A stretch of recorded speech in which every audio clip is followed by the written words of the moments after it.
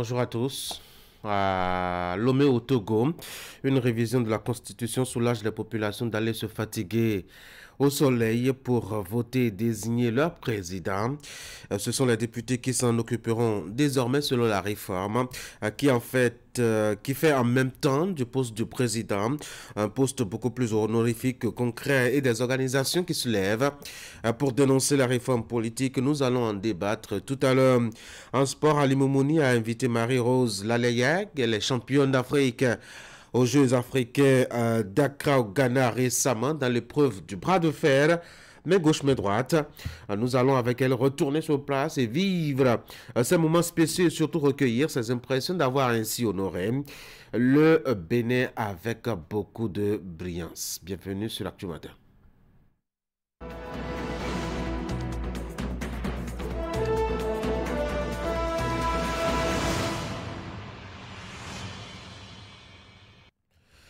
Et nous commençons cette émission avec la une des journaux ce matin. Voici déjà chez vous Fraternité, exigence du code électoral, FCBE, Mouel Bénin, RN, MPL, GSR, FNN. La fusion comme alternative, conseille donc le journal. Le registre des Béninois de l'étranger, le bien fondé d'une opération. Action sociale à Dangbo et Anji Energy Access Bénin offre des casques aux conducteurs de taxi moto. Voix de femme, c'est une chronique ouverte dans Fraternité au titre de ce mois de mars. Femmes et sciences, Nelly Kellerman en aparté. Précision page 5. Et puis sécurité des personnes et des biens au Bénin. Soumaïla Yaya reconduit pour poursuivre les réformes à la police. Passons maintenant à Matin Libre.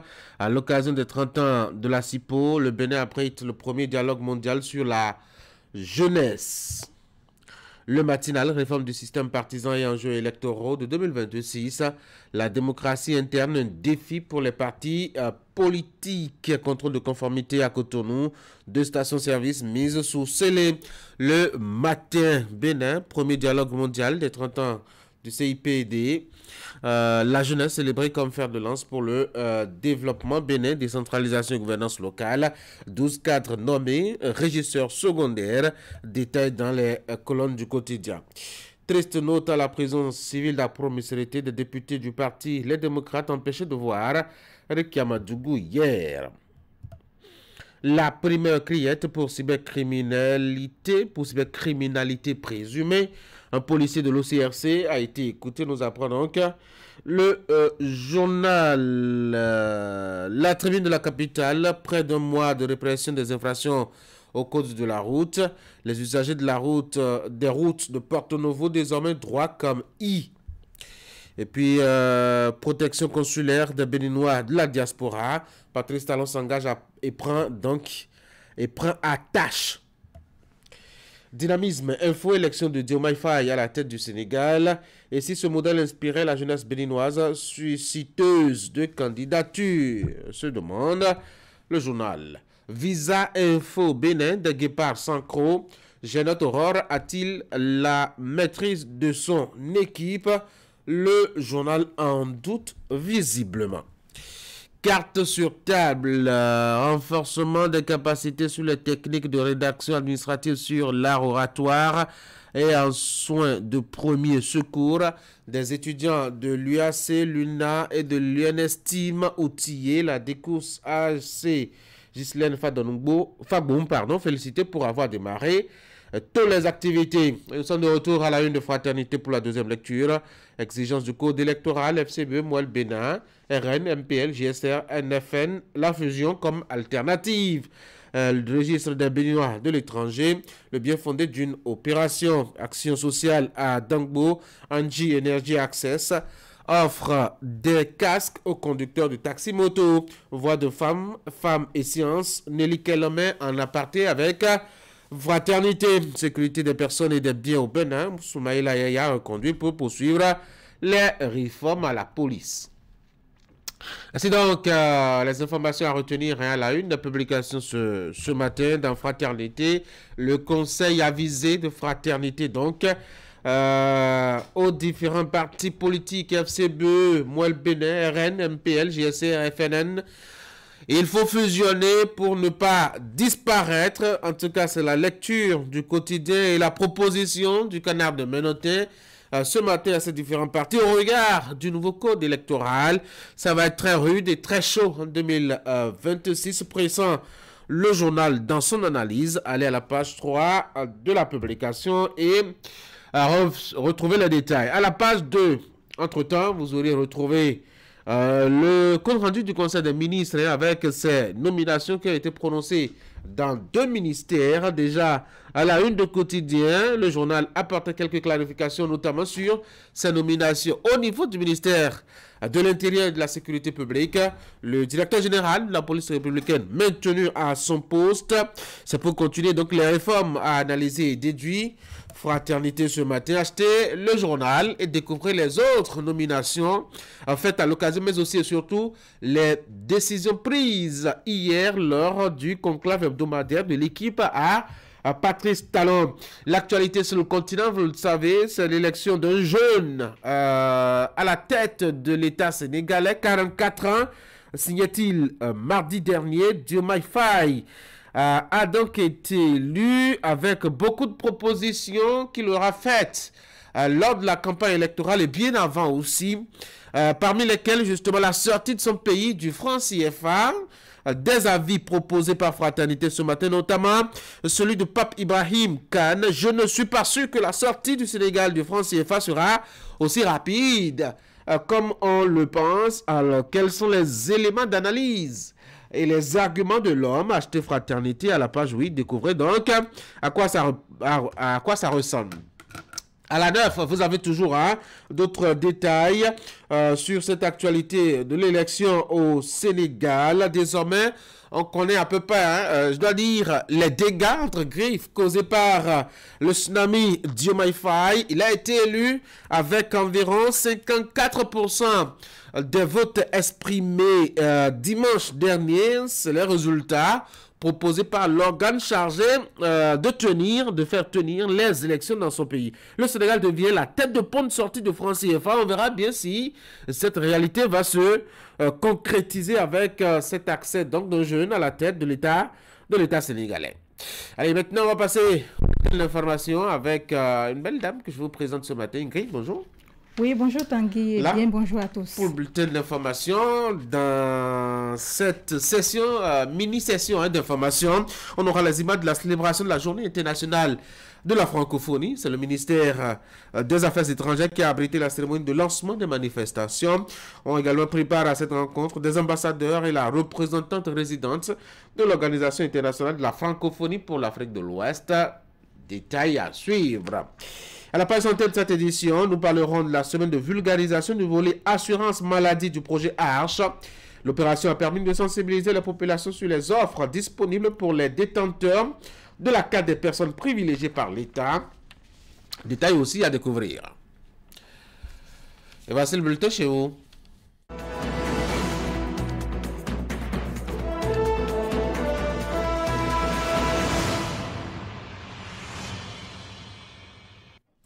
Mercredi, le monde entier célébrait la journée internationale de la francophonie et le Bénin n'est pas resté indifférent, Ingrid. Oui, en effet, Tanguy, les manifestations officielles qui couvrent tout le mois de mars ont été lancées au ministère des Affaires étrangères. C'était en présence des ambassadeurs et de la représentante résidente de l'Organisation internationale de la francophonie pour l'Afrique de l'Ouest. On fait le point. Le 20 mars de chaque année marque la célébration de la Journée internationale de la francophonie dans les pays francophones, mais aussi dans ceux où la langue française est moins répandue. Cette date fait référence à la naissance le 20 mars 1970 à Niamey au Niger de l'Agence de coopération culturelle et technique qui allait devenir ensuite l'Organisation internationale de la francophonie. Au Bénin, la journée est célébrée en déféré ce mardi 26 mars au ministère des Affaires étrangères et consacre par la même occasion le lancement du mois de la francophonie. Mesdames et messieurs, pour marquer de façon significative la célébration de la Journée internationale de la francophonie de cette année, plusieurs activités ont été programmées, dont la plupart sont issues des échanges avec les organismes partenaires de la Commission. Ces activités seront exécutées dans plusieurs villes cette année. Mesdames et messieurs, nous avons des raisons de célébrer le projet francophone qui demeure résolument en phase avec les enjeux de développement actuels. À cet effet, je me réjouis de la riche programmation des activités du mois de la francophonie au Bénin, dont le PROFA, de la large palette de domaines ouverts, de la diversité des acteurs mobilisés et surtout des publics ciblés. C'est la preuve que nous sommes en mesure de créer, innover et d'entreprendre en français. Créer, innover, entreprendre en français. C'est le thème retenu cette année pour la célébration de la Journée internationale de la francophonie. Un thème qui invite les communautés ayant en partage la langue française à la créativité, l'innovation et l'entrepreneuriat pour favoriser la création d'emplois pour les jeunes et les femmes. La célébration de la Journée internationale de la francophonie est également une occasion pour faire le point de la coopération entre les pays francophones et l'Organisation internationale de la francophonie. Les actions de l'OIF s'inscrivent dans la dynamique du développement durable en cohérence avec la vision du gouvernement du Bénin dans les secteurs tels que la culture, l'enseignement et la formation, le cadre de vie, l'énergie et le développement du numérique, pour ne citer que cela. Je m'en voudrais ainsi de ne pas évoquer également les divers projets financés au niveau de nombreux jeunes béninois par le Fonds Francophonie avec elle et l'Institut de la francophonie pour le développement durable. Le thème de cette édition de la célébration de la Journée internationale de la francophonie est le même que celui du prochain sommet de la francophonie qui se tiendra en France. Après Parakou, le porte-parole du gouvernement était aussi face aux professionnels des médias exerçant dans les collines. Avec ces derniers, Wilfried Léandre Humbeti a fait le tour de plusieurs sujets.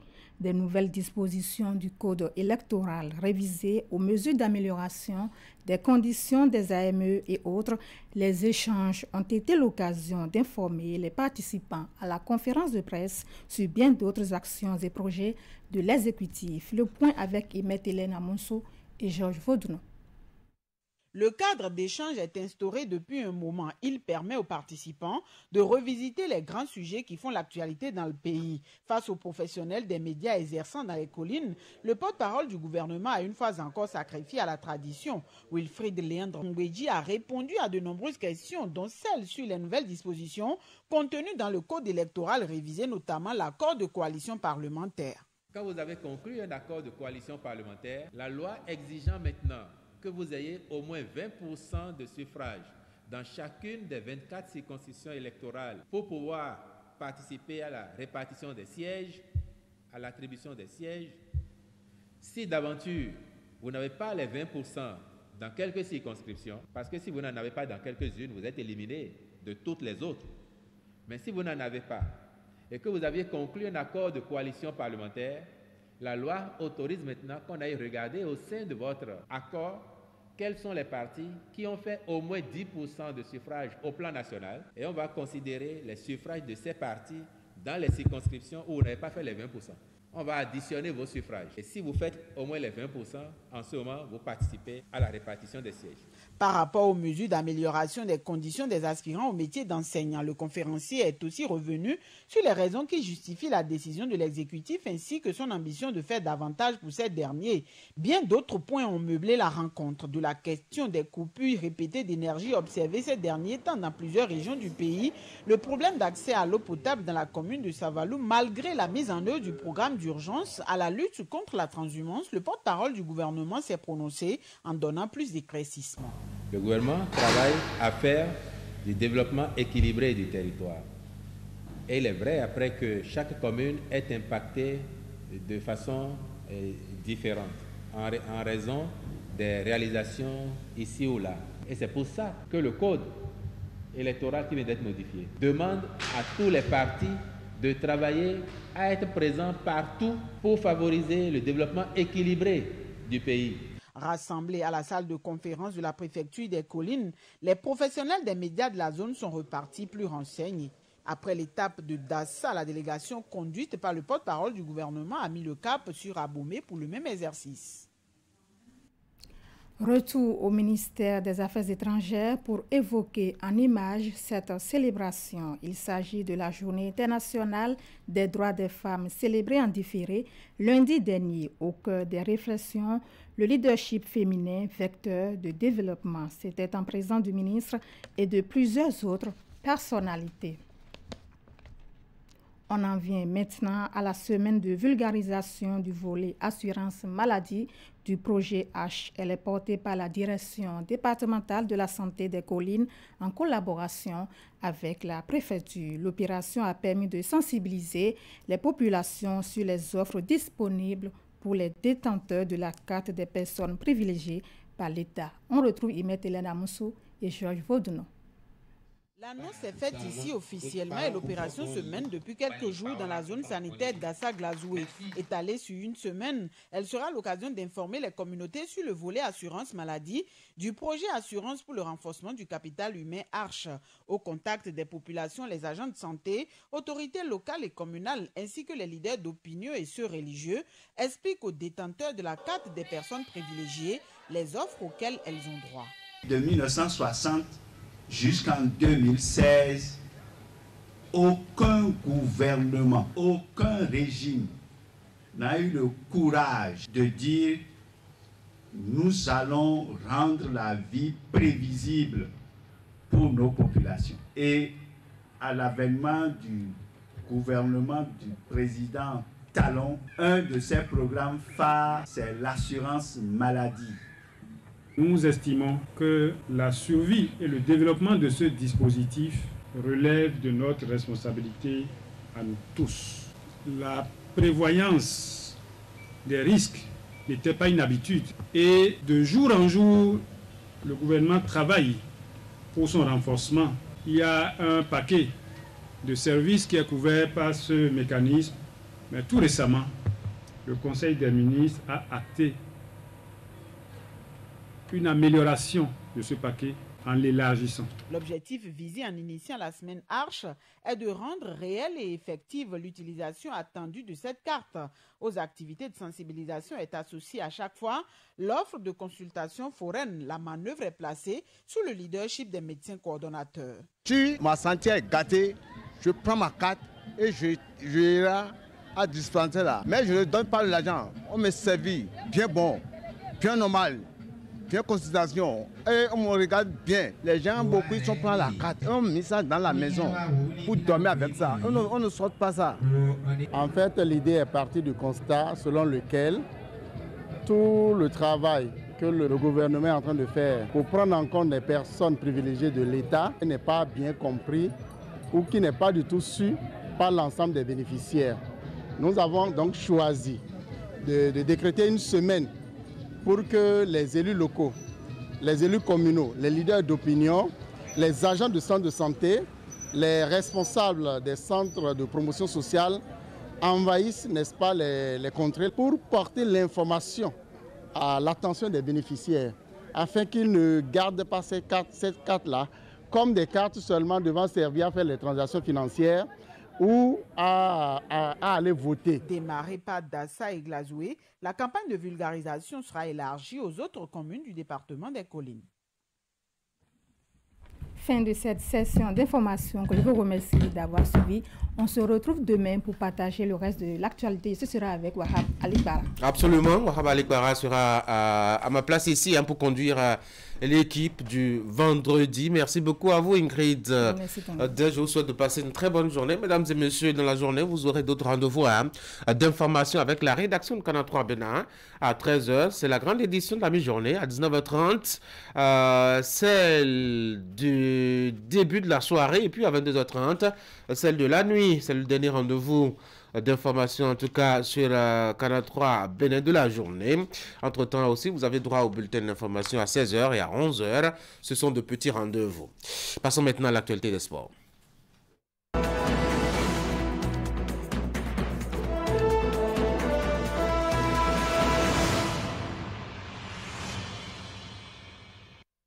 Nous sommes jeudi. Quand on est jeudi, eh ben, sur Sport Matin, Ali nous propose un invité.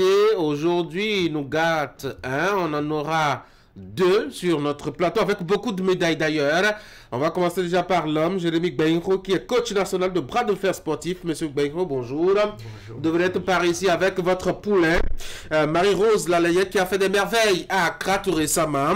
Elle est championne d'Afrique de bras de fer, bras gauche, bras droit. En tout cas, vous me donnerez beaucoup d'explications. Hein. Je ne sais pas qu'est-ce que c'est, tous ces détails-là. Allez, Moumouni, bonjour. Bonjour, Tanguy. Allez, on l'avait annoncé, on l'avait présenté par ici. On avait diffusé aussi les images de ces moments assez glorieux pour le Bénin par ici. Aujourd'hui, on a droit à ce témoignage en direct de ceux et celles qui nous ont représentés dimanche là-bas. Oui, Jérémy Gbenro et ses poulains donc, qui étaient donc du côté d'Accra pour les Jeux africains de 2023. Et comme vous avez su bien planter le décor, la première question, ma foi, ça va être assez facile. Le bras de fer sportif, Tanguy, on s'est posé maintes fois la question sur ce plateau. Il est là, on va lui poser aussi la même question. C'est quoi le bras de fer sportif? Le bras de fer sportif, merci déjà monsieur le journaliste. Le bras de fer sportif, c'est un jeu. C'est un jeu, avant tout c'est un jeu traditionnel, voilà, que nous avons déjà eu tous la chance de pratiquer hein, pendant qu'on était encore jeunes. Donc aujourd'hui nous en faisons la promotion en tant que sport.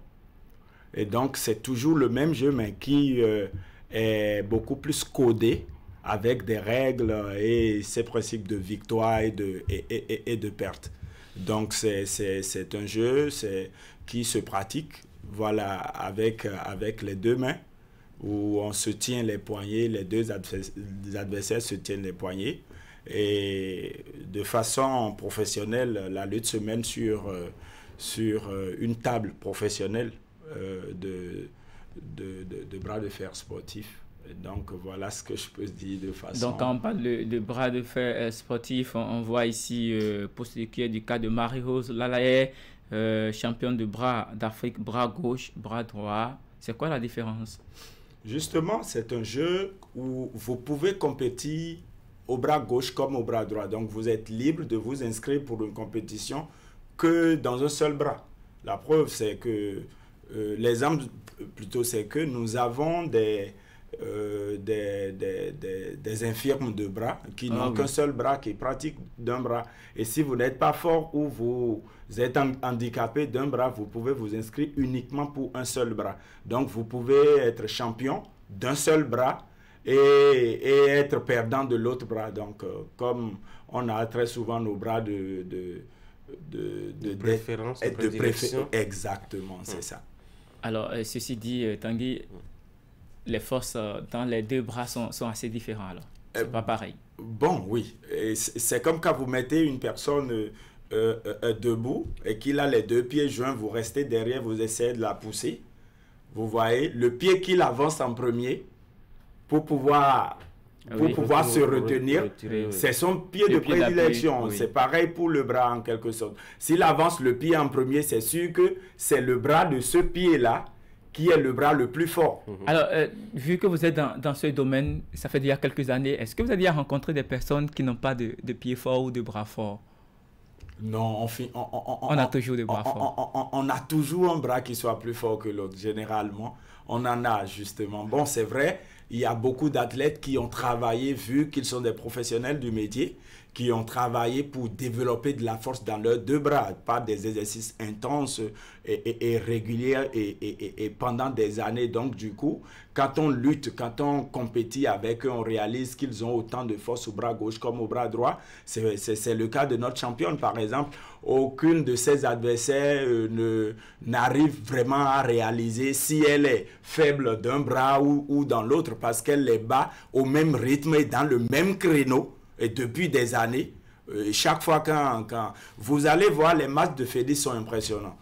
Quand l'arbitre donne le redigo, quand elle engage, elle termine. Il n'y a pas de résistance du début jusqu'à la fin. Moins de 30 secondes pour sa victoire lors de la compétition au niveau du bras droit face à la Ghanéenne Marie Odé. Je pense que c'était assez impressionnant. Aujourd'hui, vous êtes basé à l'Université d'Abomey-Calavi avec une association qui opère un peu partout au plan national, le territoire national. Alors, dites-nous, vous, qu'est-ce qui vous a vraiment impressionné au niveau de cette discipline-là, puisque aujourd'hui, vous êtes le coach national et d'ailleurs le président de cette association? Bon, justement, nous avons plusieurs associations et dans plusieurs départements, pour le moment 7 départements, mais qui sont en cours en fait pour l'obtention de leurs agréments afin que nous puissions maintenant asseoir la fédération. Et donc, moi, je travaille depuis toutes ces années pour avoir apporté cette discipline sportive au Bénin depuis 2018 en tant que le point focal de la Confédération africaine de bras de fer sportifs qui nous a toujours assisté aussi dans la promotion de ce sport. Aujourd'hui, j'y suis parce que un de mes leaders à l'international m'a sollicité pour la promotion de ce sport. Il s'appelle Daouda Ndje. Il était très attaché à la première dame du Mali de l'époque et qui nous a beaucoup soutenus, et il a dit, écoute, il n'y a pas de pays francophone qui soit fortement représenté dans la Confédération africaine. Donc, on était sur un autre projet co-panafricain, des débats où on réseautait beaucoup de pays, 14 pays francophones. Donc, il nous a encouragés à tous nous muter dans le bras de fer sportif pour développer cette discipline sportive dans nos différents pays. C'est comme ça que je me suis lancé dans la promotion du bras de fer sportif au Bénin. Aujourd'hui, le campus universitaire est notre quartier général où pratiquement tous les athlètes de différents départements qui essaient d'opérer se réunissent. Sinon, nous avons au moins 2-3 associations, 2 associations Omnisport et une association qui a pour but ultime la pratique de bras de fer sportif. Et là, nous avons encore d'autres associations en cours de création qui, par la grâce de Dieu, d'ici quelques mois, auront leurs agréments pour que nous puissions passer à l'étape fédération. Alors, comment est-ce que vous voyez l'avenir du bras de fer sportif au Bénin? À cœur à Gaillardi, bien sûr, nous l'imaginons et nous voulons en faire un sport roi au Bénin, parce que déjà vous allez constater que c'est un sport ouvert à un grand public. Un estropié ne peut pas pratiquer le football par exemple, alors que le bras de fer sportif, un estropié peut un handicapé moteur. Un handicapé peut le pratiquer. Ça ne demande pas beaucoup trop d'exigences, donc il n'y a pas de matériel onéreux aussi à acheter. Bon, pas trop, parce que généralement, si on prend le cas de notre championne, ce n'est pas que, c'est vrai, pour un début, elle était déjà habituée à des séances de musculature, où elle était très très fréquente dans les salles de gym, donc cela lui a développé quand même cette force-là, mais en réalité, beaucoup de pratiquants, beaucoup de ceux qui pratiquent le bras de fer sportif,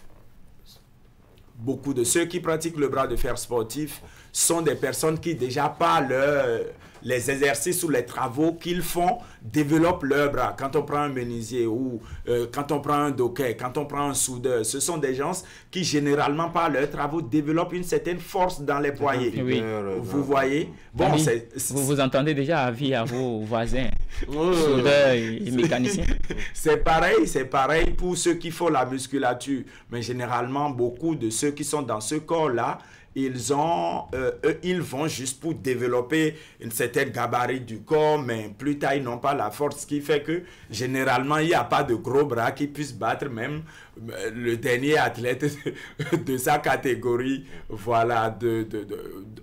fait, un pratiquant de bras de fer sportif, parce qu'il est chétif, Il n'a pas de corps, ne veut pas dire qu'un Louba vient, il va le battre, non. Ah ouais. Mais c'est rapide. Il y a aussi des techniques. Mais ce sont des techniques, ce n'est pas que la force. Et même quand vous avez la force, il faut savoir utiliser cette force-là. Les compétitions ne se font pas catégorie de poids. Et donc, si vous pesez, et que vous n'arrivez pas à coordonner le poids de votre corps et le maintenir avec la main pour lutter contre l'adversaire, c'est difficile. Vous étiez aussi du côté d'Accra avec votre poulain. Il y a eu 2 médailles d'or remportées avec médaille de performance présent ici et sur le plateau. Alors, dites-nous, quand on arrive à une compétition du genre et qu'on a déjà le titre de champion d'Afrique, alors comment est-ce qu'on arrive à garder l'état d'esprit, je dirais, présent afin de participer, de bien réussir sa compétition? Oh, voilà, ça, il faut l'avouer, ce n'est pas facile.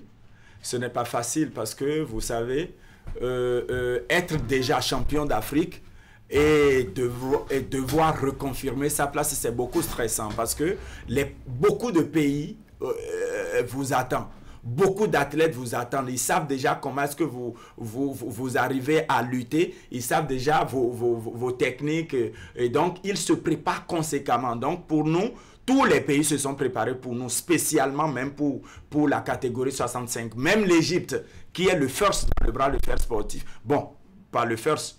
Le second, sinon le deuxième, le first dans le bras de fer sportif en Afrique, c'est le Mali. Oui, le Mali. Oh, oui, okay. C'est le Mali. Après le Mali, il y a l'Égypte. Donc, ils se sont tous préparés pour notre championne. Mais vu que nous aussi, nous savions déjà que nous serons confrontés à ça, nous nous sommes conséquemment préparés. Nous nous sommes préparés depuis sa sortie de Riyad, des Jeux mondiaux de combat en Arabie Saoudite. Et parce qu'elle n'a pas supporté, elle dit, écoute coach, franchement, on doit mettre le paquet. Je n'ai pas supporté, j'ai affronté des adversaires qui ont 15 ans d'expérience, 18 ans d'expérience, qui sont plus âgés que moi, qui sont tellement forts. Mais cela ne veut pas dire que je ne pourrai pas les battre, parce que ce qu'ils ont de plus que moi, c'est de la rapidité.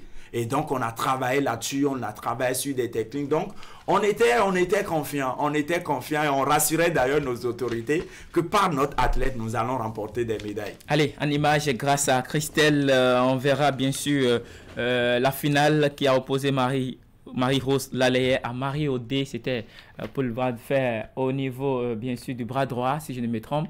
Et elle a remporté en moins de quelques secondes, Tanguy, en l'espace de quelques secondes. Vous voyez les 2 athlètes sur les images. Tanguy, assez intéressant. Hein? Eh bien, ça va être très rapide et elle va la remporter, Tanguy.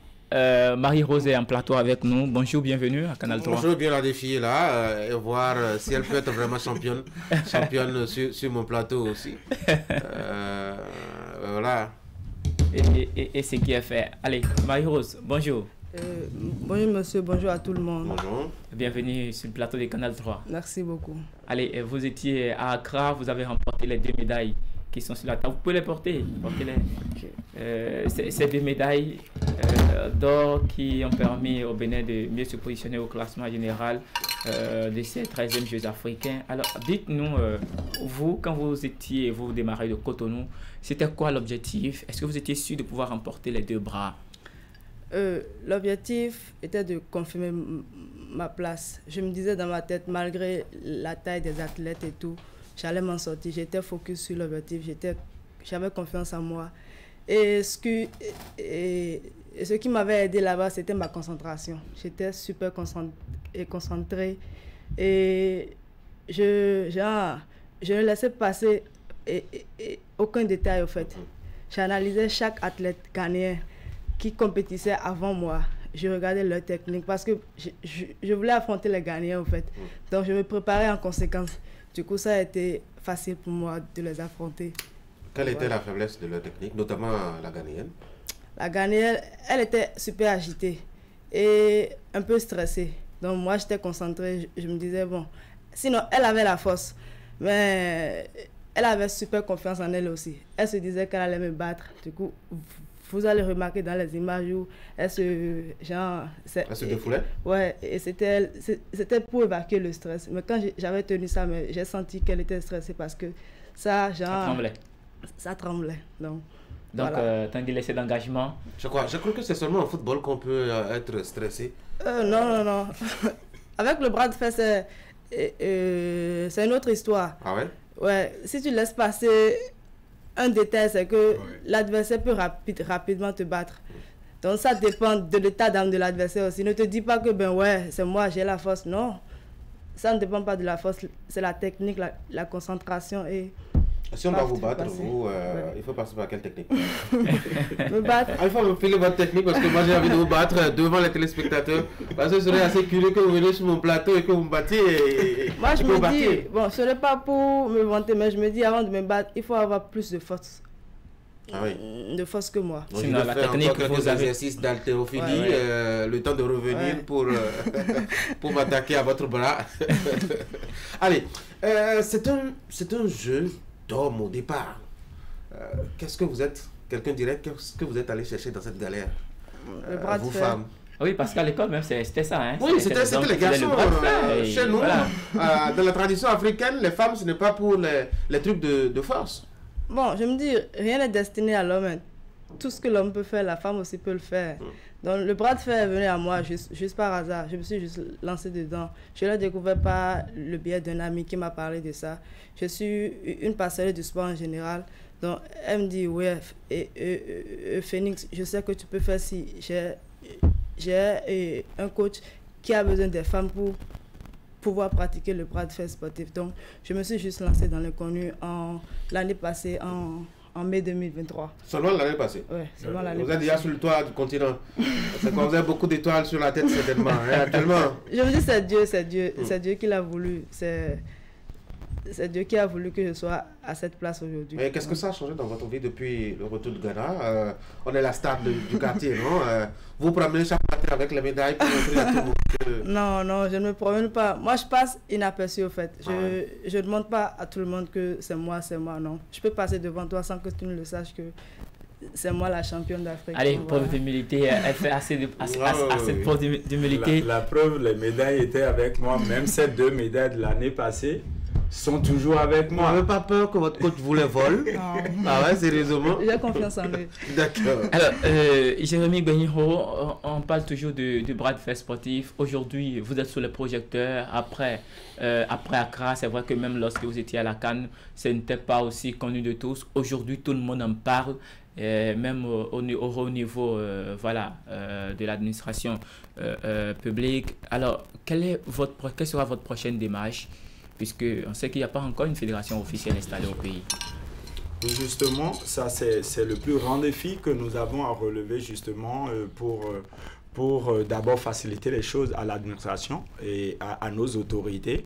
Déjà pour le soutien qu'ils nous ont accordé, parce qu'il faut souligner, nous sommes la seule association au Bénin que le ministère et le Comité national olympique ont autorisé à participer officiellement à ces Jeux africains, pendant que nous ne sommes pas encore une fédération.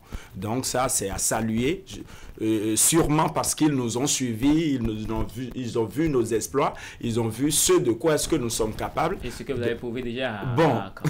Oui, à Accra justement. Donc nous sommes à l'œuvre bien sûr pour nous mettre en règle, pour que déjà au plus tard cette année, d'ici quelques mois, nous puissions déjà faire la demande et par la grâce de Dieu, les choses se déroulent comme il se doit, qu'on puisse obtenir cet agrément de fédération pour être beaucoup plus performant sur le terrain. Parce que il faut annoncer que nous sommes déjà dans une vision de fédération. Nous avons déjà des clubs installés dans chaque département, vous voyez, et nous avons déjà un plan d'action chaque année pour nos activités. Toutes les activités que nous devons mener cette année, par exemple, sont déjà élaborées depuis décembre. Donc tout ce que vous voyez, c'est juste les papiers attestant que la fédération est officiellement installée. Ouais. On espère que les autorités vont vous accompagner. Vous avez un mot à l'endroit de tous ceux qui nous suivent ce matin, ou encore même bien au-delà, à l'endroit des autorités? Justement, oui. Nous espérons vraiment que nos autorités puissent nous accompagner dans ce sens.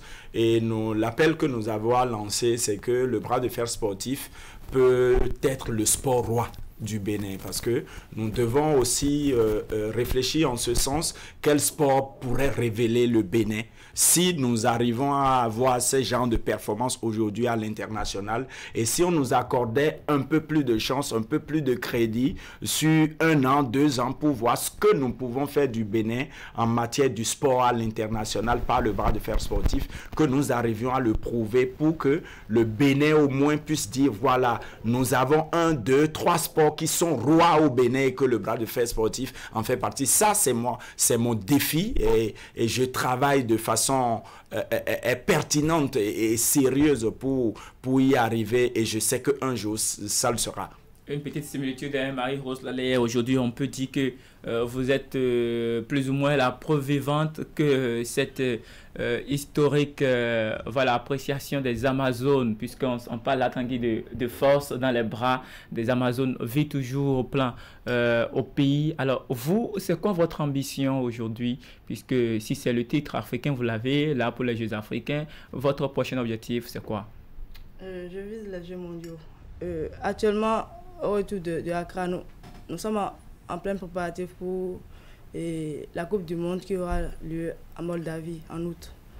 Donc, on se prépare pour ça. Je vise les Jeux mondiaux, remporter des médailles aux Jeux mondiaux. À côté de ces ambitions, vous avez certainement aussi des demandes, des doléances, d'autres choses. Votre coach l'a fait tout à l'heure. Et vous, c'est quoi votre appel à l'endroit des autorités? J'espère qu'on vous a envoyé des millions déjà à votre Ça viendra. On attend toujours l'appel. Ah, d'accord. Les ne valent pas des millions. Bien sûr. Vous en avez 2 ou 3. Hein, on espère aussi que le ministère va envoyer des millions. Oui, oui, absolument. Parce que le ministère doit vous féliciter parce que vous aviez quand même haussé assez loin le. 2 médailles d'or. Oui, 2 médailles d'or quand même. Hein, on a confiance. On a confiance au ministre que nous avons. Et puis, on a déjà vu beaucoup d'actions qu'il a eu à mener. Il faut dire que dans l'histoire du sport au Bénin, quand même, 14 disciplines sportives avec 177 athlètes, quand même, c'est inédit, vous voyez. Et voilà, dans cette vision, nous avons confiance que, voilà, il fera ce que doit. Donc, on est serein, on espère. Allez, et Jérémy Benho, coach national de bras de fer sportif au Bénin, merci d'avoir accepté notre invitation. Merci. Marie-Rose Laleye, athlète championne d'Afrique, bras gauche et bras droit, catégorie 65 kg. J'espère que je suis précis. Ouais. Et également 2 médailles d'or remportées aux récents Jeux africains à Accra. C'était toujours dans ce mois, il y a quelques semaines. Allez, merci d'avoir accepté notre invitation, maître. Merci d'être venu sur le plateau d'Actu Matin Tanguy. Les essentiels, hein, ce matin. Monsieur le coach. L'exercice commence. Ça peut aller. Vous êtes prêts? Si je vous bats, ça va vous arracher votre titre de coach, ça c'est clair. Allez, merci beaucoup, chers invités. Je vous souhaite surtout beaucoup de courage, beaucoup de chance pour l'avenir et surtout de l'abnégation, de l'engagement à continuer à faire honneur à notre pays, le Bénin. Allez, Mouni. Bonne journée. Merci Tanguy. Mesdames et messieurs, on va passer maintenant à l'actualité sur Internet. Je rappelle que ce sera une présentation donc juste après à l'Imomouni de Florence Bossa. Juste après, vous aurez droit, ma foi, à notre traditionnelle pause à la fin donc de cette partie de votre émission. Ce sera donc la deuxième partie. Juste après, on aura le rendez-vous de débat avec les débatteurs. Vous les connaissez. Il s'agit notamment de Franck Aounou, de Eric Guédenon et surtout de Ulrich Ekwe Gaba. C'est avec eux que nous allons faire la discussion ce matin autour de cette innovation au niveau donc de Lomé au Togo. De quoi est-ce qu'il s'agit? Le Parlement a procédé à une réforme constitutionnelle. Désormais, les populations togolaises n'ont plus besoin d'aller aux urnes pour voter, pour élire leur président. Ce sera le Parlement qui va faire ce choix à leur place et à leur niveau. Alors, comment est-ce que ça va se faire, cette innovation, et qu'est-ce que ça apporte de nouveau? Je dois dire au règne de Yassingbe sur la tête. À la tête, pardon, du Togo.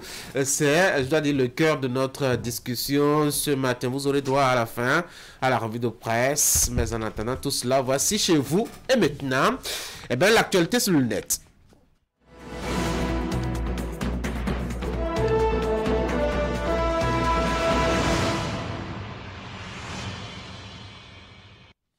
Florence Moussa, bonjour. Bonjour, Tanguy. Allez, nous Bonjour, sommes jeudi, on va faire un tour sur Internet pour voir ce qui a bien pu préoccuper et occuper les internautes ce matin. C'est bien cela, Tanguy. L'actualité cette semaine sur la toile reste dominée par la politique sous-régionale. Pendant que les Sénégalais sont allés aux urnes pour élire le président, le Togo passe d'un régime présidentiel à un régime parlementaire. Le point de notre randonnée hebdomadaire sur la toile.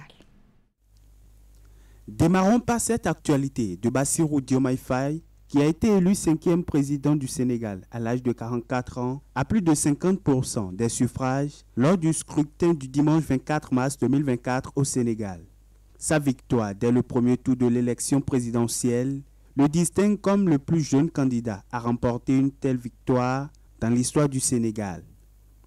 Lors de sa toute première déclaration, il a évoqué son programme, soulignant que ses chantiers prioritaires seraient la réconciliation nationale, la refondation des institutions et l'allègement sensible du coût de la vie. À l'international, il a assuré que son pays resterait l'allié sûr et fiable de tous les partenaires étrangers respectueux. Ses propos, en particulier son élection à la tête du Sénégal, a suscité beaucoup de réactions dans le rang des internautes, également les félicitations de ses pairs. Macky Sall, le président sortant, a félicité son successeur en ces termes. Je salue le bon déroulement de l'élection présidentielle du 24 mars 2024 et félicite le vainqueur M. Bassirou Diomaye Faye, que les tendances donnent gagnant. C'est la victoire de la démocratie sénégalaise. Patrice Talon, président de la République du Bénin, a également adressé ses chaleureuses félicitations au président Bassirou Diomaye Faye. Il a par la même occasion souhaité ses vœux de réussite au président au service du peuple sénégalais. Le président Francis Emmanuel Macron a félicité aussi le candidat élu pour sa victoire à l'élection et se réjouit de travailler avec lui. Le roi du Maroc, Mohamed VI, a adressé mardi un message de félicitations au président Bassirou Diomaye Faye, lui assurant de sa volonté résolue d'œuvrer à la diversification et au renforcement du partenariat stratégique prometteur. Sur la page Facebook de la télévision France 24, maintes sont ses réactions. Cette élection marque l'indépendance véritable de notre pays. Nous avons souffert du néocolonialisme, du paternalisme que les puissances occidentales exercent sur les peuples d'Afrique avec la complicité de nos gouvernants. Nous venons d'avoir un président décomplexé et prêt à collaborer dans le respect mutuel. Espérons un nouveau Sénégal, c'est l'heure du changement. Autre actualité qui a fait bouger la toile, c'est la révision de la Constitution au Togo. Avec 89 voix pour, 1 contre et une abstention, les députés togolais ont modifié le texte de départ déposé à l'Assemblée nationale. Dans la nouvelle Constitution adoptée, le président sera désormais choisi sans débat par le Parlement réuni en congrès pour un mandat unique de 6 ans. Un nouveau poste de président du Conseil des ministres. Le président du Conseil des ministres est le chef du parti ou le chef de file de la coalition de partis majoritaires à l'issue des élections législatives. Il est désigné pour un mandat de 6 ans. Sur la page Facebook de l'Assemblée nationale togolaise, les internautes n'ont pas manqué de réagir. Quel recul démocratique! On bâtit un royaume. Le pire, c'est que la Constitution est modifiée puis votée par des députés dont le mandat est expiré depuis décembre 2023. Au moins, si l'on trouvait à manger ou du travail après le campus, on allait s'inquiéter même si c'était un royaume. Tu finis une licence et le seul emploi c'est être maçon. Ce n'est pas de la démocratie, mais de la monarchie absolue. Le peuple ne compte plus. Enfin, terminons par les journées FIFA. Après leur opposition face aux éléphants de la Côte d'Ivoire, conclu par un score nul de 2 buts partout, les Guépards du Bénin ont perdu 1-0 le mardi 26 mars dernier face aux Lions de la Teranga du Sénégal au stade de la Licorne d'Amiens en France. L'unique réalisation est l'œuvre de Sadio Mané sur penalty à la 59e minute. Les internautes béninois ont rapidement réagi à travers divers commentaires. Force à l'équipe nationale car elle a affronté les 2 derniers champions d'Afrique avec ses scores élogieux. Donc vraiment, il y a de l'assurance si on ne baisse pas les bras. Mounier doit se comporter comme un vrai capitaine en évitant certaines erreurs. Voilà qui est bien résumé, Tanguy, l'actualité sur la toile cette semaine. Oui, avec des sujets assez variés et riches, hein, de la politique, mais aussi du sport notamment. Allez, on va continuer avec les autres étapes de votre chronique, notamment les rubriques réservées aux vidéos et aux images qui ont fait le buzz. Tanguy, ces images et vidéos affluent sur les réseaux sociaux. Au cours de notre promenade sur la toile, nous avons sélectionné quelques-unes qui abordent les sujets de société racontés en humour. Regardez. Allez, c'est officiel, Max Alain Gradel, né le 30 novembre 1987 à Abidjan, vient ce soir de jouer son dernier match avec l'équipe nationale des éléphants de Côte d'Ivoire. On rappelle que le tout premier match de Max Gradel avec les éléphants, c'était le 5 juin 2011, où la Côte d'Ivoire avait pris le dessus avec un score de 6-2 face à cette même équipe du Bénin. 2 Coupes d'Afrique à son palmarès. Il aurait pu se polbiatiser dans cette sélection nationale parce qu'il a les jambes encore solides, mais il décide de prendre sa retraite pour laisser la place aux plus jeunes. Bravo, champion! Au revoir, je vais te parler. Ce que je peux te dire en tant qu'ancien, là, les Ivoiriens, là, eux, jamais ils chargent comme ça, ils déchargent l'ombre. Donc fais attention. Personne n'écoute ce que tu dis. J'étais obligé de louer la coupe dans la main d'Idriss pour pouvoir venir ici avec.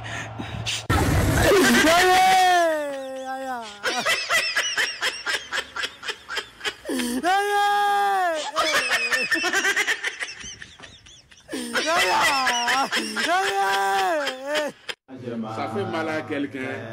Il y a un dérangement. Tout arrangement. Il y a un dérangement. Et tout arrangement. Il y a un dérangement. Si tu es con. Aujourd'hui aussi, c'est un autre jour. Le monde part en couille. Non. J'ai du mal à imaginer ce genre de trucs.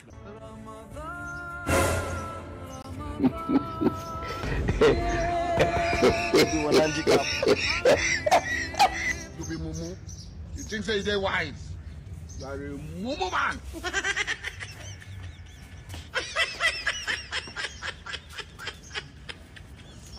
Nasi Iburia Yadi Senigri Bajaro Iya Iso Benese Yala Salam. Un bon citoyen doit porter son casque. Un bon citoyen doit porter son casque. En marchant, le casque. En courant, le casque. En dansant, le casque. En reculant en arrière, le casque. Toujours le casque. Nous allons finir par cette vidéo insolite qui circule sur la toile pour le non-port de son casque. Une adepte de vaudou à Boïk a été verbalisée par les éléments de la police républicaine. Chose inédite, cette dernière est entrée en danse, ce qui a mobilisé un monde fou au commissariat central de Boïk. Suivez. Alors, mais à tout le commissariat au Boïk central, au forum, je voulais faire aussi le pot pour casser, pour tout le tia. Mais quand je crée le commissariat, au bois contentieux, on va le dire tout à l'heure. Pour que bien quand nous faisons, pour nous faire on faut aussi des, pour faire tout le temps, on va casser. Mais quand il y a le rabi, commissariat, bois contentieux, bien quand il y a Voilà, Tanguy, ce sera tout pour Actu sur le net pour le compte de cette semaine. Florence Bossa, merci beaucoup pour la présentation. Je vous souhaite de passer une très bonne journée à la semaine prochaine. Merci beaucoup. Mesdames et messieurs, vous devriez avoir votre chronique juridique ce matin avec William Cliquant. Quelques soucis. On va vous proposer de faire rapidement la pause, le temps d'installer les débatteurs.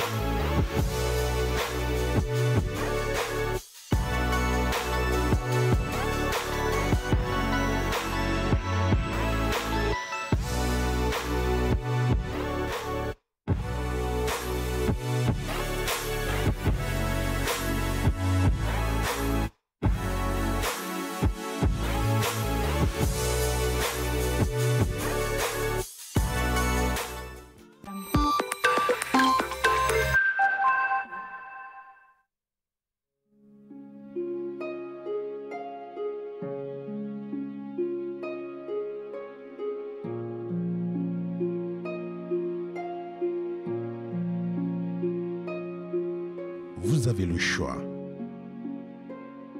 On a tous toujours le choix. Le choix d'une vie de plaisir incontrôlée avec à la clé une famille nombreuse condamnée à la précarité.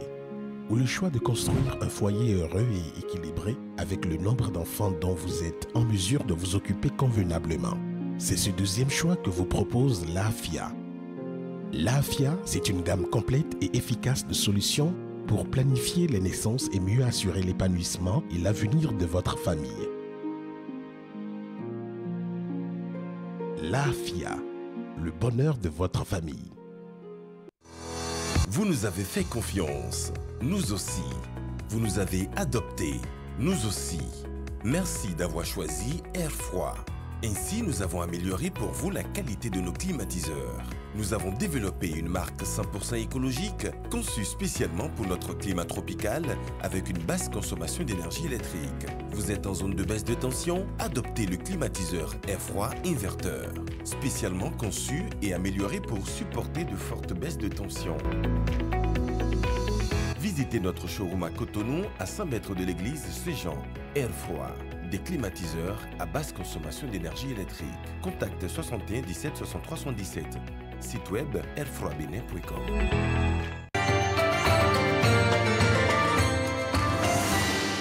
Chez Agospat, vous avez tout ce qu'il vous faut pour ce mois sacré. Préparez-vous à célébrer le Ramadan comme jamais auparavant en optant pour nos gammes de produits en sélection. Cuisinières et micro-ondes, congélateurs et des robots cuisine et bien d'autres. Produits sous garantie allant jusqu'à 12 mois. Service après-vente et livraison assurée. Rendez-vous dans l'un de nos showrooms de proximité à Porto-Novo, Avapa ou Paracou, Tromsø. Infoline 55 53 40 40. Appel et WhatsApp.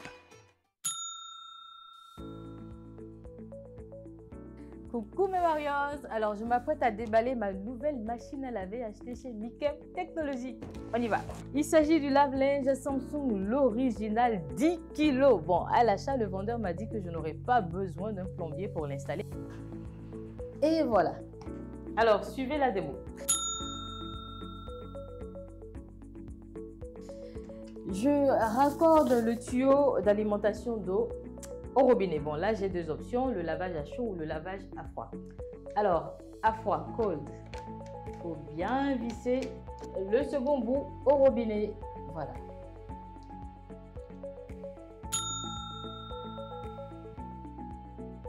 J'installe bien le tuyau d'évacuation.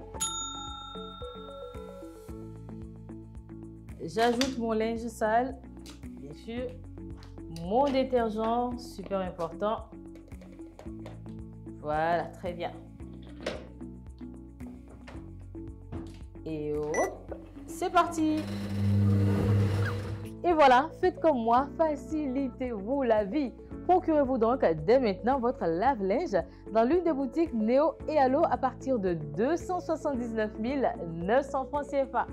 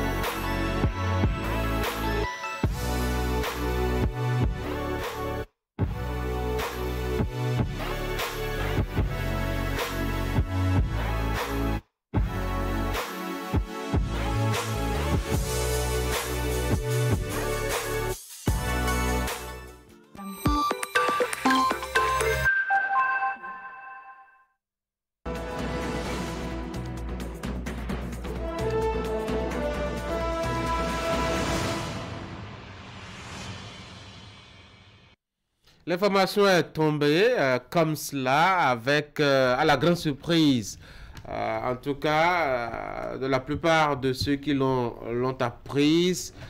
Désormais, pour désigner ou élire le président du Togo, pas besoin d'organiser un scrutin. Les députés vont s'en charger. C'est le résultat issu donc de la révision de la constitution togolaise au cours de la semaine. Alors on va voir un peu qu'est-ce que cette innovation apporte, notamment à la vie quotidienne politique du Togo et en termes d'innovation, en termes de fonctionnement de la République. Qu'est-ce que cela apporte de nouveau? Dommage, on aurait bien aimé avoir le fidèle et disciple de Montesquieu par ici pour nous aider à comprendre comment ça marche, une république et la séparation des pouvoirs. Il n'est pas là William Cliquant, mais on fera quand même le débat. Franck, bonjour. Bonjour. Le riche, bonjour. Eric, bonjour. Bonjour, Tanguy. J'avoue que je suis un peu surpris par ce modèle. Désormais au Togo, c'est le parti majoritaire à l'Assemblée nationale qui désigne le Premier ministre. Et à partir de cet instant, la fonction de chef de l'État, du président de la République, désormais devient presque honorifique. Il se contente d'aller à l'étranger représenter le pays. Et quand il a quelques inaugurations dans le Togo et qu'il a du temps, il va faire un tour. Eric, une belle innovation, non? Ben, écoutez, la surprise, ce n'est pas vous seul. Je pense que le Togo vient de basculer dans quelque chose d'assez surprenant. Voyez-vous, quand on a expérimenté le régime présidentiel, on pense qu'on a pris de goût à un autre régime. Je n'ai pas envie de dire que nous assistons à un coup d'État institutionnel parce que le modèle en soi existe. Nous savons qu'en Israël, c'est pareil aussi. Voilà, au niveau de leur parlement, la majorité du parti décide du Premier ministre. Si c'est le Premier ministre qui est en action, qui est en activité, c'est celui qu'on voit, c'est celui qui est au four, au moulin. Mais je pense que dans notre cas, surtout sur notre continent, même, il y a des outils. En Angleterre, c'est aussi ça. C'est le Premier ministre face à la reine ou au roi. Justement. Mais quand vous prenez ces pays ou dans ces démocraties, vous voyez la vitesse avec laquelle on observe des changements. Parce que au niveau du Parlement, il y a une telle vitalité, une telle rivalité qu'aujourd'hui tu peux avoir, comment on dit, une majorité et demain perdre cette majorité. Et puis ça évolue. Alors ici, nous savons qu'on peut nous fabriquer des majorités. Ça arrive dans nos démocraties que à l'issue des élections législatives, la puissance ou l'homme fort, un peu comme on aime le dire assez souvent, on se fabrique soi-même une majorité. Alors si nous sommes dans ce cas de figure, je pense que c'est un peu de la tricherie. En tout cas, ça ressemble à un peu de la tricherie. Et il suffira donc au Togo qu'on s'assure de ce qu'on a une majorité et puis le tout est joué. Alors, moi j'aurais aimé par exemple que, même si c'est ce modèle que notre pays voisin veut garder, qu'on aille interroger chaque citoyen. Que pas un référendum, par exemple, puisqu'il est question de ce qu'on a basculé dans une nouvelle république, avec le changement des institutions. C'est assez majeur pour moi comme changement dans une démocratie, assez important qu'on aille vraiment interroger les citoyens sur les prochaines années. C'est ce modèle qu'ils veulent véritablement pour la suite de leur démocratie. Ben, moi, je dirais qu'au-delà d'une tricherie, je pense que c'est un scandale. C'est un scandale. Démocratique, tout simplement. On se plaignait de coups d'État militaires, on se plaignait des tripatouillages, des coups d'État institutionnels, on se plaignait également du changement des règles de jeu au cours du jeu, parlant du processus électoral dans certains pays. Eh bien, on se plaignait de tout cela, de tous ces maux, quand subitement cette adoption cette loi votée par le Parlement est tombée sur la tête de toute l'Afrique, un peu comme un coup de massue. Moi, je pense que le Togo est véritablement dans le décor avec cet acte posé par les parlementaires. On ne peut pas comprendre que dans un pays qui se dit démocratique, vous savez, dernièrement, c'est un pays qui a donné des leçons de démocratie à d'autres pays de la sous-région, qu'on puisse dire que les citoyens togolais n'ont plus le droit d'aller élire leur président, mais que ça va se faire à l'Assemblée tel qu'on l'a dit. Et ça a été voté à la majorité des parlementaires là-bas. On aura tout vu, en tout cas en Afrique, lorsqu'il s'agit de la gestion au sommet de l'État. Moi, je suis tombé des nues quand j'ai eu l'information. Et cela intervient, vous voyez, à moins d'un mois des élections législatives et régionales. Ça veut dire qu'on craint quelque chose et on prépare quelque chose. Le Foya Singbe, qui a succédé à son père depuis 2005 à la tête du Togo, qui a fait plusieurs mandats déjà, il n'est pas rassasié de la chose du pouvoir d'État, il veut encore certainement s'éterniser au pouvoir. Et ce qui est marrant, on dit que c'est pour un mandat unique de 6 ans. C'est ce qu'on a dit. Et vous allez voir qu'au terme de ces 6 ans, on le reverra encore. Il y a des gens qui sont nés, qui ont... Vous connaissez déjà tout ce qui va se passer. Non, quelqu'un qui a pu fomenter ce coup-là, celui-là, il peut fomenter bien d'autres coups plus colossaux que ça. Donc, moi, je pense que c'est ce qui se passe aujourd'hui, ça ne fait pas du tout bien. Mais ça ne surprend pas, puisque depuis il y a des morts, on a assisté un peu à ça. Lui, là, il a géré un peu avec une certaine force de main de maître le Togo, et son fils qui est venu maintenant très ingénieux et qui change les choses, parce que le dernier changement constitutionnel au Togo date de 1992. Quand vous faites un peu le temps que ça a passé, donc, il a trouvé une nouvelle formule pour réactualiser, disons, son intelligence, pour montrer aux Togolais que bon, il est le plus intelligent, et qu'attend ses frères, et qu'attend tout le monde, et qu'il a toujours cette intelligence-là de rayer sur le Togo. Moi, je pense que ça ne fait pas bien. Et moi, je pense qu'il faut faire attention. Parce que les informations que moi j'ai reçues ce matin, de mémoire de Togolais, on n'avait pas eu ce courage-là des Togolais qui sont sortis. C'est vrai qu'ils ont été matraqués un peu. On va en matraquer un ou deux dedans et puis ça va se calmer. Ulrich? Oui, je constate malheureusement que le chamanisme politique se poursuit et ce vent est en train de rafler carrément toute la zone ouest de l'Afrique. On a vu le tour de passe-passe qui est passé avec une beauté légendaire pour le 3e mandat de Alassane Dramane Ouattara. D'autres ont essayé également ce tour de chamanisme et ça n'a pas porté. On a également remarqué que de plus en plus ces parlements attendent l'histoire d'une soirée, d'une nuit paisible pour balancer une constitution, réviser une constitution d'une certaine manière sans vraiment consulter le peuple.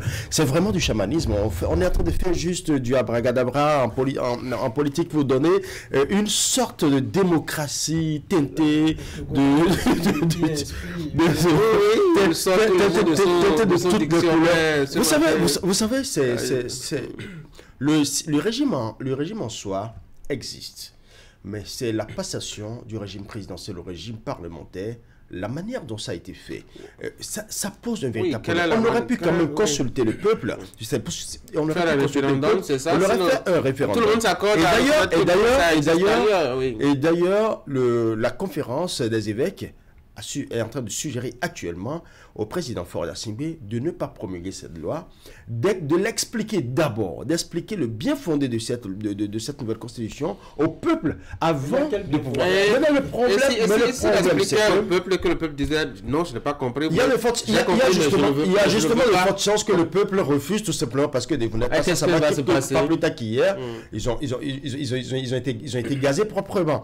Il y a au moins 19 partis politiques et 16 associations de la société civile qui ont été interrompus parce qu'ils voulaient justement organiser une conférence de presse pour pouvoir donner leur son de cloche sur je dirais plutôt un coup d'État constitutionnel puisque ils n'ont pas été consultés. Le véritable problème qu'il y a ici, c'est que nous ne voyons tout de suite que le passage d'un régime présidentiel à un régime parlementaire. Au-delà de tout cela, il y a un autre poste qui a été justement inséré dans le système. Au lieu du président que nous voyons qui a carrément, qui est le chef du gouvernement, qui a beaucoup de prérogatives, il y a un nouveau poste qu'on vient d'insérer de façon subtile dans cette nouvelle constitution, c'est-à-dire le président du Conseil des ministres, qui devient le super ministre en ramenant carrément le poste de président à juste un poste honorifique, un poste de représentation nationale et internationale, mais le président du Conseil des ministres devient le super président. L'autre chose encore, comment ce président du Conseil des ministres sera nommé? Il sera nommé, il est nommé, c'est plutôt le président de la coalition des partis majoritaires à l'Assemblée qui sera nommé président du Conseil des ministres. Quand vous regardez ceci, vous vous posez la question de savoir, et Franck a bien fait de le dire, nous sommes à 2 mois des élections législatives. observez déjà que sur l'échiquier politique, on sent beaucoup plus un engouement autour de la majorité présidentielle. Donc on aura un Parlement. On aura un Parlement coloré. À la majorité présidentielle, on aura un président qui certainement sera un peu comme juste, disons, une image, juste une icône représentative, mais nous aurons également le même Parlement, c'est-à-dire le même parti qui déjà est majoritairement représenté au Parlement, qui devient encore le super président. Il faut maintenant se poser la question de savoir, est-ce que ce schéma est vraiment de nature à rendre la démocratie africaine beaucoup plus prospère, beaucoup plus respectable? Si on s'accorde à reconnaître que ça existe ailleurs, pourquoi on fait le procès à Lomé?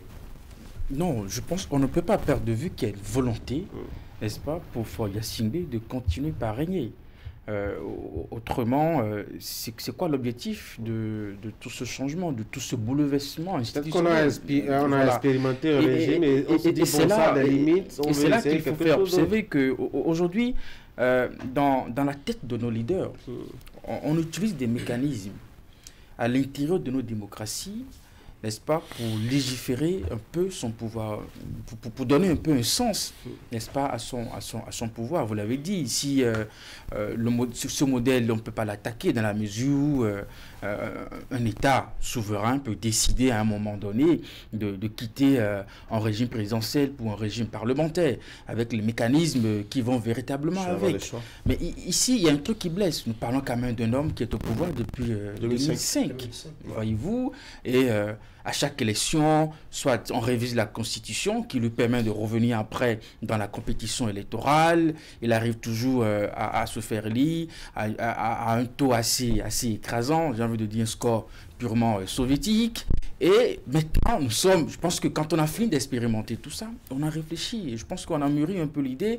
On a sorti un mécanisme qui cadre avec les traités démocratiques, mais qui permet toujours de garder le système. Voilà.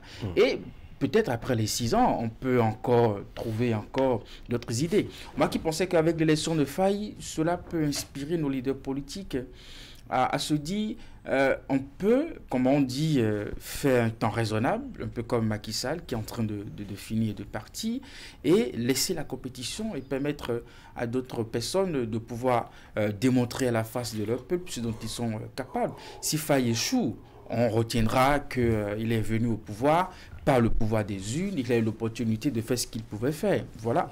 Et bon, si ça peut nous éloigner des crépements des armes, parce que ailleurs, on sait aussi qu'on peut prendre le pouvoir par les armes et qu'aujourd'hui, à l'intérieur de nos démocraties, on peut utiliser des astuces un peu démocratiques pour garder le pouvoir. Alors, c'est lorsque vous avez, dans nos échanges en interne, vous parlez d'innovation. Innovation au Togo. Oui, c'en est une, mais c'est une mauvaise innovation. Pourquoi est-ce que c'est mauvais? C'est mauvais. Vous avez reconnu, ça existe ailleurs. Il faut interroger les implications de ce que... Oui, justement, c'est pourquoi on fait le débat. Alors, qu'est-ce que ça fait? Qu'est-ce que ça provoque? Qu'est-ce que ça chamboule? Qu'est-ce que ça change dans le vécu quotidien politique des Togolais? C'est que le Togo bascule dans une 5e république. Deuxièmement, on donne là, on note le pouvoir des Togolais à élire leur président, un pouvoir consacré normalement par une constitution, par, disons, la démocratie qui est en griffe, qui est en cours dans ce pays, et on la remet, enfin, on le remet ce droit-là dans les mains du Parlement. Le Parlement qui devrait, disons, légiférer pour le bien-être des Togolais, mais pas leur ôter le droit de pouvoir voter pour celui qu'ils désirent à la tête de leur pays. Ça, cette seule implication, ça suffit pour que on voit en cette, disons, ce qu'on peut appeler innovation ou changement au Togo, une catastrophe, parce que là vous ne disposez plus de votre droit de vote, vous ne pouvez plus aller aux urnes. Non, mais les populations avaient voté entre temps pour ces députés en réalité. Mais justement, ils ont délégué le pouvoir, ils ont délégué leur pouvoir aux députés d'aller désigner quelqu'un qui va je dois dire assumer la fonction de président du Conseil des ministres. Autant laisser la latitude aux députés de se choisir eux-mêmes, c'est-à-dire ils sont là et à la fin de leur mandat, eh bien, on regarde quelques têtes qui plaisent là, on dit bon, Tanguy le riche, et puis on vote pour eux, les autres on les sort, on cherche d'autres personnes, on les ramène, et puis ça évolue comme ça. Quand ça se passe comme ça, moi je pense qu'il y a problème, ça donne matière à réfléchir pour un pays, disons, qui doit se construire, un pays où les problèmes sociaux ne sont pas résolus, qu'on aille encore créer d'autres sur le plan politique. Moi, je pense qu'il y a un véritable problème. Même avec le changement de régime, ce qui aurait pu être un changement dans la vie des Togolais, c'est véritablement une alternance.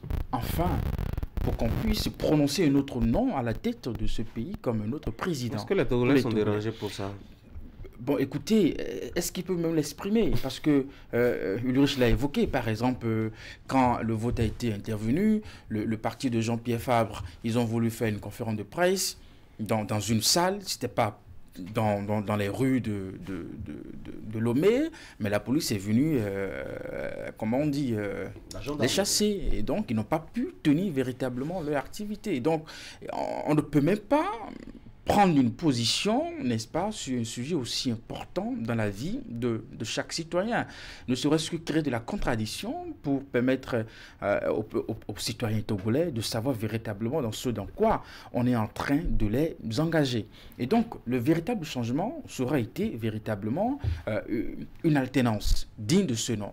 Parce que même avec le changement de régime, le système fort reste et demeure, puisque il va toujours gouverner, il y aura toujours les leviers du pouvoir pour combien encore? Pour 6 ans. Et donc, pour les élections qui s'annoncent, comment ça va se passer? En réalité, est-ce que c'est lui qui sera le président du Conseil des ministres? Quand je vois un peu les innovations, en réalité, il y a le président qui est à part et le président du Conseil des ministres se succède au bout de 6 mois. Est-ce que ce n'est pas une dynastisation désormais, je dois dire, de la fonction de président? C'était déjà une dynastie. Non, il y avait des élections, il y avait des élections toujours contestées, oui. Une dynastie camouflée. Oui, montrez-moi un seul pays dans lequel il n'y a pas une élection n'est pas contestée, en tout cas sur le continent africain. Toutes les élections sont contestées, oui. Pas plus tard que la dernière fois, on a eu des élections au Sénégal, il ne s'est pas contesté. Oui, mais c'est déjà un exemple. Le contexte peut-être... C'est déjà un exemple. Habituellement, c'est un exemple parmi tant d'autres. Habituellement, les élections, c'est toujours des contestations. Vous savez, le peuple togolais aspire certes à un changement, à une alternance. Et justement, pour cette alternance doit être de concert avec toutes les intelligences du pays, toutes les forces vives du pays. Quand on va quitter le régime présidentiel pour le régime parlementaire, le problème n'est pas encore là. Le problème, c'est de pouvoir faire une large consultation du peuple pour pouvoir expliquer le bien fondé, l'importance et la portée de ce changement. Mais que le peuple togolais dorme et que le lendemain se retrouve systématiquement dans un nouveau régime, qu'on ne lui explique pas exactement qu'est-ce qui a sous-tendu, parce que là, quand on me parle des coûts onéreux des élections, et qu'on veuille simplement circonscrire les élections au niveau du Parlement, afin que ces coûts onéreux n'impactent pas la vie sociale, la vie socio-économique des populations, je pense que ces arguments ne me convainquent pas personnellement. Et l'autre aspect, quand déjà, les forces vives, quand je parle des forces vives, je parle des partis de l'opposition, de la société, les associations de la société civile, qu'ils veuillent s'exprimer, donner leur son de cloche sur ce vote qui a été fait et que leur réunion soit en même temps dispersée par la gendarmerie. Il y a véritablement un problème. Eric l'a dit, est-ce qu'ils ont la possibilité de l'exprimer? Est-ce qu'ils ont la possibilité de dire ce qui ne va pas? Non. Maintenant, les évêques eux-mêmes proposent, ou du moins se préconisent, que le président Faure ne promulgue pas cette loi. Elle a déjà voté. Tout repose maintenant sur le président Faure Gnassingbé, qui certainement va la promulguer. Mais s'il la promulgue comme ça, est-ce que c'est de nature à créer le climat pacifique qui devrait y avoir au Togo? Parce que depuis plusieurs années, il n'y a pas d'élection au Togo qui ne soit contestée. Justement, et vous me donnez de l'eau à mon moulin et au moulin de ceux qui pensent que c'est quand même une grande innovation. Vous savez... c'est du chamanisme, c'est pas une innovation. Non, ça, c'est du chamanisme. Laissez-moi finir. Dormir dans un régime présidentiel et se retrouver le lendemain dans un régime parlementaire, c'est carrément de la magie. D'accord, mais laissez-moi étaler les arguments et vous allez les contester avec les vôtres. Et ceux qui sont défenseurs de l'innovation, quand même, avancent 2 arguments. premier argument, c'est les coûts des élections. Désormais, on n'aura pas besoin de débourser plusieurs milliards de francs CFA pour organiser une présidentielle. Et je pense que ça soulage un peu pour un petit pays comme le Togo, dont l'économie n'est pas si grandiose que ça. Ça le soulage. C'est heureux qu'on se rende compte du coût des élections après 19 ans de règne. Et qu'on cherche une solution pour soulager les caisses de l'État. Maintenant, deuxièmement, attendez, je vais finir d'étaler les arguments. Deuxièmement, vous le savez, en Afrique, l'élection qui focalise toutes les énergies, toutes les attentions, c'est la présidentielle. Avec toutes les conséquences qu'on a, les pertes en vie humaine, les agressions, les violences, etc. Et le Togo n'a pas échappé à cela ces 20 dernières années, et bien avant même. Alors, que de trouver un mécanisme d'éviter que des confrontations surviennent, interviennent. Moi, je trouve que c'est génial parce que ça préserve un peu les... On sécurise la vie. J'aime bien l'ironie. Ça préserve, ça évite de perdre des vies humaines comme on en a l'habitude, etc. Je pense que c'est des avantages que moi... Pourquoi arracher au peuple son droit de suffrage universel? Pourquoi arracher au peuple son droit de suffrage universel? Je sais que vous ironisez. Je n'ironise pas. Je vous présente les arguments de ceux qui défendent l'innovation. Oui, et je peux connaître votre visage n'est pas sincère. Ah oui. Je peux connaître aussi votre position sur la question. Vous savez, ce qui se passe au Togo, j'ai l'impression que tout s'arrête, quoi. Il y a comme... plus rien ne marche parce que vous voyez, c'est le Parlement qui a voté, qui a acté la décision d'élire le président au sein de l'Assemblée nationale. C'est un Parlement qui a fini son mandat depuis l'année dernière. Depuis décembre, oui. Et on peut en venir à conclure que Faure Gnassingbé a trouvé simplement le moyen politique de s'éterniser au pouvoir. Parce que pour lui, aller encore à une énième élection pour prétendre se faire réélire, c'est un risque au regard de la situation qui prévaut également dans la sous-région. Et c'est parce qu'il avait su justement cette ambition de faire voter, de faire prendre comme ça une décision par le Parlement, qu'on comprend maintenant pourquoi ce qui se passait dans la sous-région, il a apporté toute sa caution, où il était chez les amis du Niger. Il ne s'est pas plaint outre mesure par rapport à ce qui se passait là-bas. Il a ouvert son port, il a été comme un bon médiateur dans cette affaire-là. Il s'est fait ami à ceux-là au moment où les autres condamnaient. Donc lui, il avait son coup d'État. Lui, il s'est fait ami. Oui, mais lui avait... Ceux qui font coup d'État, c'est-à-dire que même dans son pays, si on fait coup d'État, il sera ami à ceux qui ont fait coup d'État. Non, pas du tout alors. Pas du tout. Enfin, c'est l'interprétation que moi j'ai. S'il a peur et que s'il n'aime pas les coups d'État, en réalité, s'il a peur des coups d'État chez lui, il devrait condamner ceux qu'on fait à l'étranger. Ça permettrait... Non, et vous comprenez maintenant pourquoi il n'a pas condamné, parce que lui, son coup d'État est purement politique, son coup d'État est institutionnel. Bien mûri, il a mijoté cela. C'est pourquoi il se dit, bon, si tout de suite je condamne avec véhémence ce qui se passait, quand je vais faire ceci, j'aurai tout le monde... Je vais présenter les deux arguments. Oui. C'est quand même pertinent, hein? Oui, c'est assez pertinent et moi je vais beaucoup plus m'attarder sur le duo, c'est-à-dire le président de la République, le président du Conseil des ministres. C'est-à-dire c'est une alternative. Quand vous observez de loin, vous comprenez que soit, il y a deux possibilités. La première hypothèse, soit Faure s'en va. Mais en faisant en sorte que, étant toujours le grand patron, en étant toujours le grand patron du parti uni, peut se retrouver du jour au lendemain parachuté en tant que président du Conseil des ministres, donc super président, parce qu'il y aura un président juste honorifique. Ça, c'est la première hypothèse. La deuxième hypothèse, c'est qu'il s'en va, peut-être, mais il laisse quelqu'un qui va assurer ses arrières. Mais une chose est certaine, tel que la constitution a été taillée sur mesure actuellement, c'est que quelqu'un viendra, on va le nommer par des députés qui actuellement sont majoritairement du parti au pouvoir, qui vont choisir, entre eux, le président de la République. C'est-à-dire, même si plusieurs opposants se positionnaient, mais c'est les députés qui choisissent. Et ce n'est plus le suffrage universel direct du peuple. C'est pour cela que je dis que, normalement, en de pareilles circonstances, quitter le régime présidentiel pour le régime parlementaire n'est pas le problème, mais il fallait d'abord une large consultation du peuple avant de lui arracher ce droit, ce suffrage universel direct qu'il doit exprimer pour dire c'est celui-ci que je veux à la présidence de la République et non quelqu'un pour qui j'ai voté ou qui peut-être je n'ai pas voté, qui choisit maintenant celui qui sera le président de la République. Donc ça pose véritablement un problème de cohésion nationale au Togo et déjà nous sommes en train de voir les preuves puisque la gendarmerie sort déjà pour empêcher les rassemblements. D'ici peu, on ne sait pas ce qui va suivre et là on se pose encore le véritable problème de la stabilité de la sous-région. Est-ce qu'il n'y a pas cet avantage que le contrôle de la gestion du pays sera encore beaucoup plus intéressant, étant donné que, je dois dire, le président du Conseil des ministres a l'émanation même du peuple, puisque c'est un député qui a été élu par les populations et appartient justement à un parti qui a obtenu la majorité, je dois dire, des sièges au Parlement, et donc très représentatif au plan national. Ça veut dire que la population est très représentée, notamment à travers donc, ce parti, et ensuite que le parti quand même, enfin le président du Conseil des ministres a obligation de rendre compte directement à ce Parlement, et ça va être un contrôle beaucoup plus strict. Pour ma part, le problème n'est pas au niveau du modèle parlementaire qui a été véritablement choisi, mais c'est l'idée. J'ai l'impression que vous avez quelque chose avec le Togo, alors parce que non, absolument, oui, mais il faut voir un peu. Non, on a trouvé que c'est un modèle qui existe et ça marche bien ailleurs en Israël.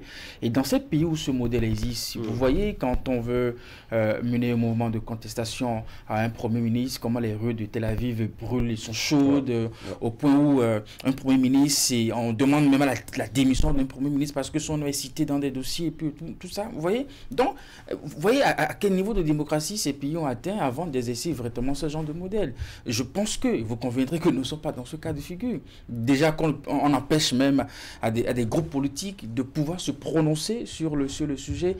Imaginez un peu la suite.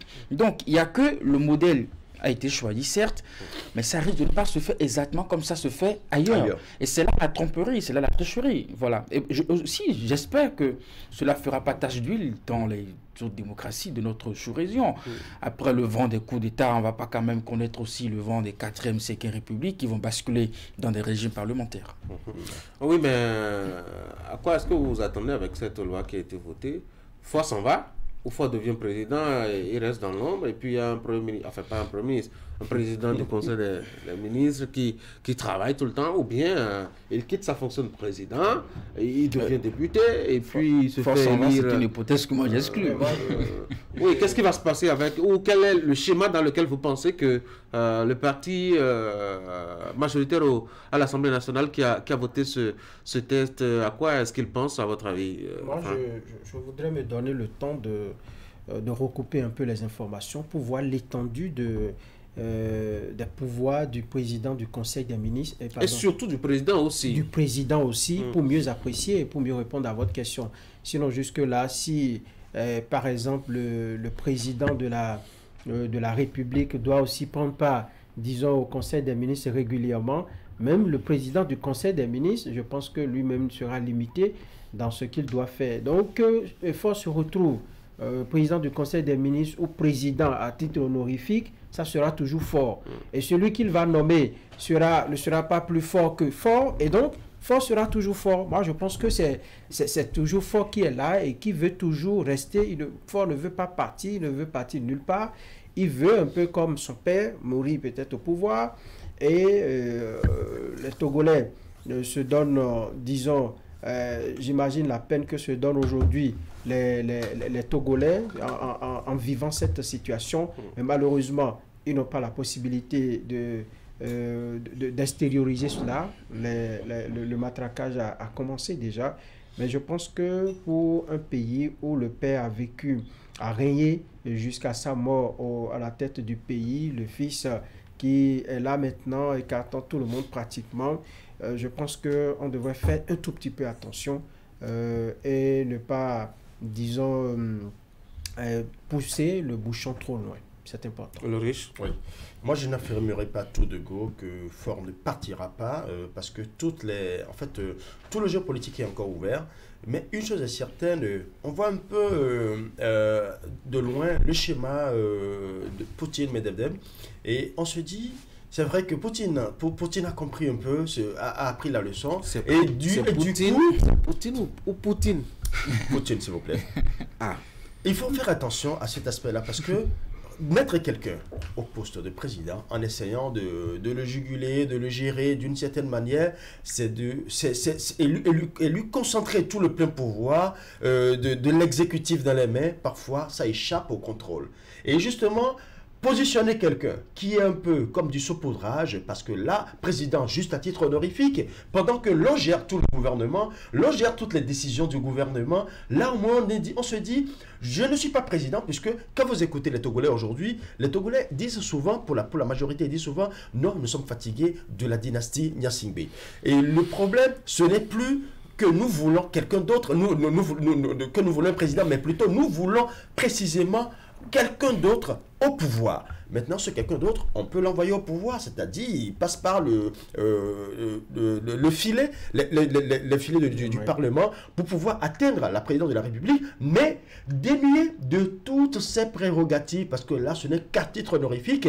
Et de l'autre côté, on va se repositionner soit avec Faure qui est là, ou avec quelqu'un d'autre qui viendra protéger les arrières de Faure. Donc, je ne dis pas tout de go que Faure ne partira pas, c'est une probabilité, mais le véritable problème, on sait désormais qu'on est en train de créer un super poste avec un nouvel acteur qui deviendra plus puissant que le président de la République, élu par le Parlement. Donc, et l'autre chose qu'on retient aussi, c'est qu'on a arraché au peuple togolais le droit d'exercer son vote, son suffrage direct pour choisir le président de son choix. Et c'est pour cela que je dis que ça craint vraiment pour la sous-région.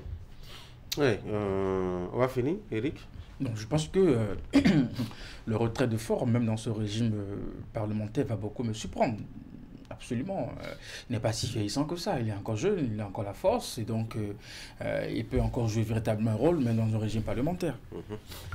Allez, merci beaucoup les gars. 8h33 par ici. J'espère que... vous êtes gentil avec William. Comment? Vous êtes gentil avec William. Comment il est venu? William Réalo. Ah d'accord, oui, absolument. Je lui compense les minutes que j'avais volées. Mais vous lui avez assez pris cette semaine. Oui, c'est pourquoi je finis tôt, pour lui permettre de compenser avec les autres minutes que j'avais volées par le passé. Merci beaucoup, cher monsieur. On va revenir sur cette innovation togolaise et voir à peu près ce que ça donne dans le fond, en attendant de voir quels sont les positionnements des différentes parties impliquées, parties prenantes à la vie politique nationale togolaise. Je vous souhaite de passer une très bonne journée. Prenez soin de vous jusqu'à lundi, le temps qu'on se voie. Mesdames et messieurs, c'est la fin de cette émission. Merci d'avoir été là. Ah, lundi de bac, tiens. Ne nous prenez pas sur le temps. J'ai lu le communiqué de la ministre de la fonction publique. Pourquoi vous êtes très content? Oui, très content en plus. Vous allez prendre la route de Parakou, n'est-ce pas? Oh non. Ah d'accord. Sinon, ça fait un petit congé de jeudi. Je vais dormir jeudi à mardi. Pour vous revenir requinquer mardi. Oui, revenez tout solide et tout frais. Voilà. Avec de belles idées pour mieux analyser l'actualité nationale. Allez, bonne journée à vous, bonne fête de Pâques. Bon week-end aussi. Si quelqu'un a quelques invitations, il n'y a pas de souci, je serai disponible. Je n'étais jamais mon téléphone d'ailleurs, donc que cela soit par WhatsApp ou par appel, je suis toujours obligé de décrocher. Vous parlez à nous ou aux téléspectateurs? À vous. Les téléspectateurs, je ne les vois pas. Mais comment vous communiquez avec eux chaque matin? Je ne communique pas avec les téléspectateurs, je présente les informations. Bonne journée. Merci d'avoir été là. Je vous dis, merci pour cette aventure hebdomadaire qui va s'achever par ici. Demain, vous allez voir Wahab Ali Para pour vous présenter cette émission dans son format de vendredi tel que vous le connaissez, assez original et orienté vers des questions de société. Moi, je vous souhaite de passer une très bonne journée. Bonne fête de Pâques par anticipation et prenez soin de vous.